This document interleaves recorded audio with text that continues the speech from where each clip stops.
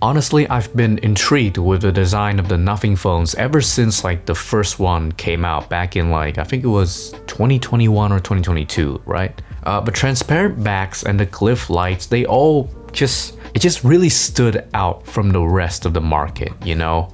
And it just sparked conversation about introducing personality and uniqueness into smartphones once again. But still, it was a bit out of my price range, so when I heard of the CMF line of phones targeting the budget segment, well, I was certainly interested, getting the cool design of Nothing devices down to a price that I can actually budget for. Even so, it took until the CMF Phone 2 Pro for me to finally be able to afford the first CMF phone, which in Japan right now, you can have this for about like $150, sometimes even a bit cheaper if you buy used. And I think it's a really good value compared to the CMF Phone 2 even. So watch this video to find out why. But before that, if you like the show, help the channel grow with a like and a sub.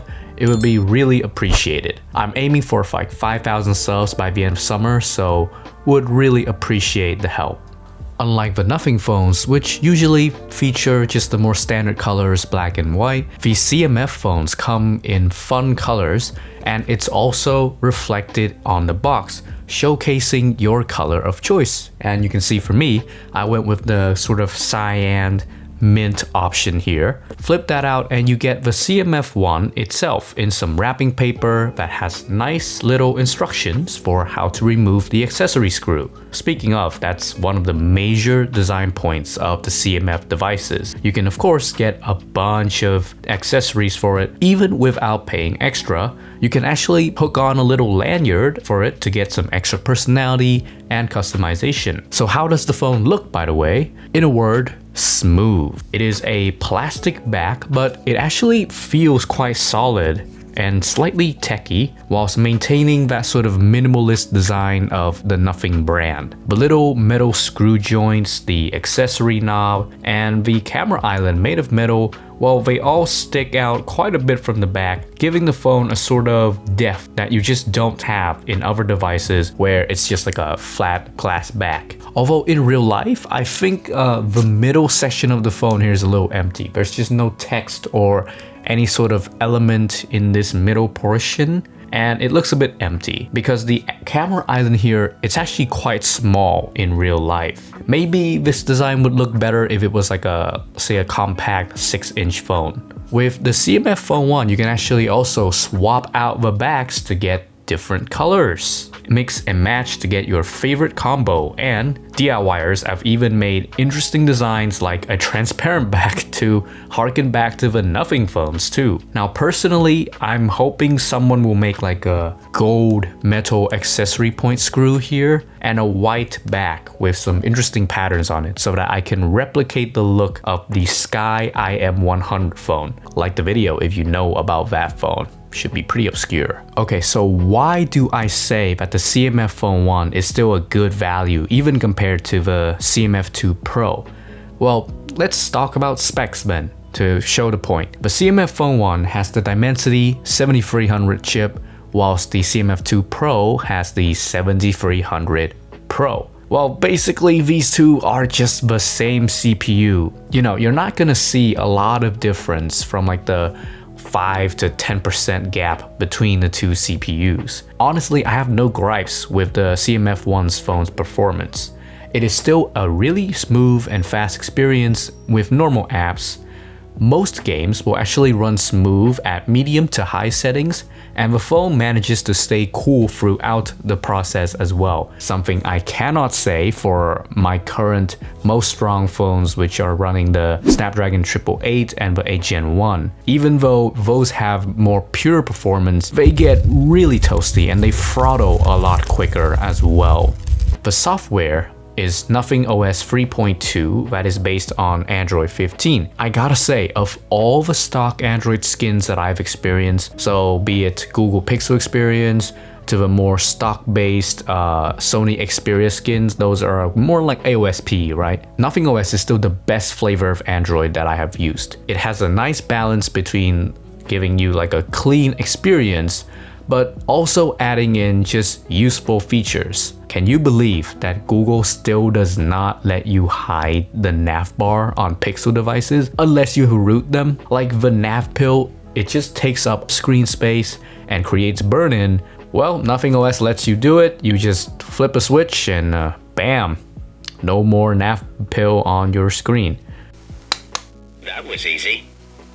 The awesome graphic design and visual identity of the Nothing brand is also seen on the customization options. You can choose between the iconic dot text of the Nothing series or the new, more elegant serif font from Nothing OS 3. Or you can be like me and choose the boring but useful standard clock face. You can also play with your wallpapers by introducing like glass and blur effects. And I find that these really create elegant backdrops for those slick Nothing style icons. The drawer is actually even auto-organized into categories, and icons can shrink to make the photos more compact. Not to mention all the cool little stylized widgets thrown in, and the app cloner and locker, and a well-made pop-up window view that scales all apps really nicely as well. Everything is just tasteful, you know? It's clean but not devoid of features. It's a great balance. The CMF Phone 1 shipped with Android 13, it's currently on Android 15, and it will still get update every 2 months, and will get 16 as the last major update. Sure, that's like a year less than a CMF Phone 2 Pro, but with an unlocked bootloader and a strong community of developers, I think the CMF Phone 1 will still have many years to go once official support ends. The cool chip and the 5000 milliamp battery makes for a very long-lasting phone. I've actually gotten like anywhere from 8 to even 12 hours with this phone. It is a serious endurance champ. This is just like playing some light games, surfing the internet, social media, all that jazz. And if I just watch like YouTube itself, it can even go like even longer than 12 hours. So seriously good battery life in here. Now the screen itself on the CMF Phone 1 is actually still also quite pretty good. It's a large 1080p 120Hz panel that's no less nice than the flagships, with a peak of 2000 nits of brightness for those bright sunny days. Now the only thing I would complain about this is the annoying and distracting silver camera cutout, which I swear this is just meant to trigger you because you didn't spend more money on a higher end phone. And those thick bezels, man, especially the bottom chin here, whoa, it's thick. As well as the lack of NFC on the CMF 1. These are gripes that the CMF Phone 2 Pro have actually solved. Is it something that you would pay like almost twice the price for?